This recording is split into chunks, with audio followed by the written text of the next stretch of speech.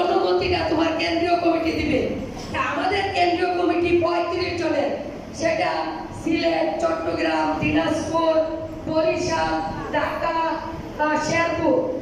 আমাদের এখানে auto rice মিলের আমাদের যে শেরপুরের কাজ, সেখানে অটো রাইস মিলের আমাদের জেলা কমিটির সভাপতি জাহাঙ্গীর আলম এবং সাধারণ সম্পাদক মোহাম্মদ রুবেল আমাদের মাঝে উপস্থিত হয়েছেন।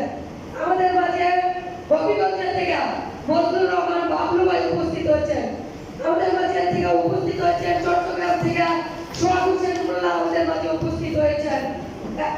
আমাদের অনেক অতিথিরা এখনো রাস্তায় আছে, যারা আমাদের মাঝে উপস্থিত হবেন আমরা আশা করতেছি।